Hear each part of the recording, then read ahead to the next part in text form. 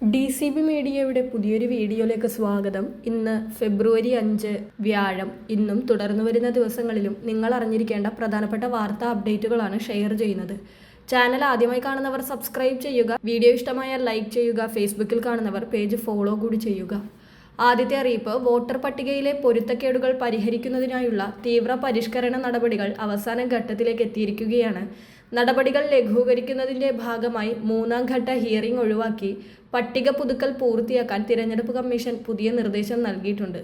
നേരത്തെ വിദേശ പൗരത്വം നേടിയവർ, രേഖകളിൽ പൊരുത്തക്കേടുള്ളവർ, 2002 അടിസ്ഥാന പട്ടികയുമായി ബന്ധിപ്പിക്കാത്തവർ, ഒന്നിലധികം സ്ഥലങ്ങളിൽ പേരുള്ളവർ എന്നിവരെ നേരിട്ട് ഹിയറിംഗിന് വിളിച്ചു മാത്രമേ പട്ടികയിൽ നിലനിർത്താവൂ എന്നായിരുന്നു വ്യവസ്ഥ. എന്നാൽ പുതിയ നിർദ്ദേശപ്രകാരം വിദേശ പൗരത്വം നേടിയവർ ഒഴികെയുള്ളവർക്ക് മതിയായ രേഖകൾ ഹാജരാക്കിയാൽ നേരിട്ടുള്ള ഹിയറിംഗ് ഇല്ലാതെ തന്നെ പട്ടികയിൽ തുടരാം. പഴയ വോട്ടർ പട്ടികയിലെ വിവരങ്ങളുമായി വ്യത്യാസമുള്ളവർക്കും സ്ഥലത്തില്ലാത്തവർക്കും തങ്ങളുടെ രേഖകൾ ഹാജരാക്കിയ ഹിയറിംഗ് നടത്തിയതായി കണക്കാക്കും. എന്നാൽ വിദേശ പൗരത്വം സ്വീകരിച്ചവരെ വോട്ടർ പട്ടികയിൽ നിന്ന് നീക്കം ചെയ്ത നടപടികൾ കർശനമായി തുടരും. നിലവിൽ ലഭിച്ചിട്ടുള്ള അപേക്ഷകളിലും ആക്ഷേപങ്ങളിലും തീർപ്പ് കൽപ്പിക്കുവാനുള്ള സമയപരിധി ഫെബ്രുവരി 12 വരെയാണ്. ഇത് പൂർത്തിയാക്കി ഫെബ്രുവരി 21 അന്തിമ വോട്ടർ പട്ടിക പ്രസിദ്ധീകരിക്കാനാണ് തിരഞ്ഞെടുപ്പ് കമ്മീഷന്റെ തീരുമാനം. രാഷ്ട്രീയ പാർട്ടികളുടെയും പൊതുജനങ്ങളുടെയും സഹകരണത്തോടെ നടപടികൾ വേഗത്തിൽ പൂർത്തിയാക്കാനാണ് ഉദ്യോഗസ്ഥർക്ക് ലഭിച്ചിരിക്കുന്ന നിർദ്ദേശം. അടുത്തറിയിപ്പ്, സംസ്ഥാനത്ത് സ്വർണ്ണവിലയിൽ ചാഞ്ചാട്ടം തുടരുകയാണ്. കഴിഞ്ഞ ഏതാനും ദിവസങ്ങളായി കൂടിയും കുറഞ്ഞും നിൽക്കുന്ന സ്വർണ്ണവില ഇന്ന് വീണ്ടും കുറഞ്ഞിരിക്കുകയാണ്. പവന് 3680 രൂപയാണ് കുറഞ്ഞത്. 1,13,240 രൂപയാണ് ഒരു പവൻ സ്വർണത്തിന്റെ വില.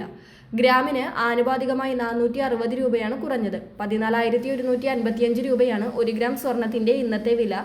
ഇന്നലെ രാവിലെ പവന് 5000ഓളം രൂപ കൂടിയ സ്വർണ്ണവില ഉച്ചയോടെ 800 രൂപയാണ് കുറഞ്ഞത്.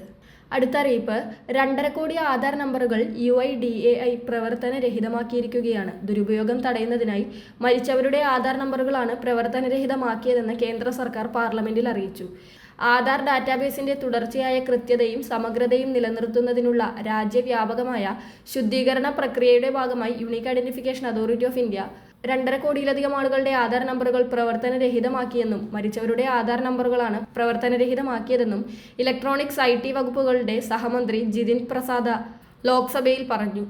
ഒരു വ്യക്തിക്ക് മരണം സംഭവിച്ചാൽ സാധ്യതയുള്ള തട്ടിപ്പ് അല്ലെങ്കിൽ ക്ഷേമ ആനുകൂല്യങ്ങൾ ലഭിക്കുന്നതിന് ആധാർ നമ്പർ അനധികൃതമായി ഉപയോഗിക്കൽ എന്നിവ തടയുന്നതിന് അവരുടെ ആധാർ നമ്പർ നിർജ്ജീവമാക്കേണ്ടത് അത്യാവശ്യമാണെന്നും ജിതിൻ പ്രസാദ് പറഞ്ഞു. അടുത്തറിയിപ്പ്, പ്രതിമാസം 1000 രൂപ വീതം ലഭിക്കുന്ന സ്ത്രീ സുരക്ഷാ പെൻഷൻ പദ്ധതിയുടെ തുക വിതരണം ഫെബ്രുവരി മാസം മുതൽ ആരംഭിക്കുകയാണ്. 35-നും 60-നും ഇടയിൽ പ്രായമുള്ള മറ്റ് ക്ഷേമ പെൻഷനുകൾ ലഭിക്കാത്ത BPL അല്ലെങ്കിൽ AAY റേഷൻ കാർഡ് ഉടമകളായ സ്ത്രീകൾക്കാണ് ഈ പദ്ധതിയിൽ ചേരുവാനുള്ള അർഹത. നിലവിൽ 16 ലക്ഷത്തോളം അപേക്ഷകൾ മാത്രമാണ് ലഭിച്ചിട്ടുള്ളത്.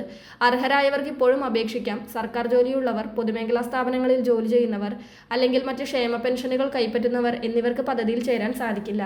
അപേക്ഷ അംഗീകരിച്ച മാസം മുതലുള്ള തുക മാത്രമേ അക്കൗണ്ടുകളിലേക്ക് എത്തുകയുള്ളൂ. എന്നാണോ നിങ്ങളുടെ അപേക്ഷ അപ്രൂവൽ ആകുന്നത് ആ മാസം മുതലുള്ള തുകയായിരിക്കും നിങ്ങൾക്ക് ലഭിക്കുക. അപേക്ഷ സമർപ്പിച്ചവർക്ക് തങ്ങളുടെ അപേക്ഷയുടെ നില ഓൺലൈൻ സർവീസ് സെന്ററുകൾ വഴിയോ മൊബൈൽ വഴിയോ പരിശോധിക്കാം. അപേക്ഷയിൽ എന്തെങ്കിലും പൊരുത്തക്കേടുകൾ ഉണ്ടെങ്കിൽ ഫോണിലേക്ക് മെസ്സേജ് വരുന്നതാണ്. അതിനാൽ അർഹരായവർ ഇനിയും അപേക്ഷിച്ചിട്ടില്ലെങ്കിൽ അപേക്ഷ വയ്ക്കുവാൻ ശ്രദ്ധിക്കുക. വളരെ പ്രധാനപ്പെട്ട ഈ വാർത്താ അപ്ഡേറ്റുകൾ മറ്റുള്ളവർക്ക് കൂടി ഷെയർ ചെയ്യുക.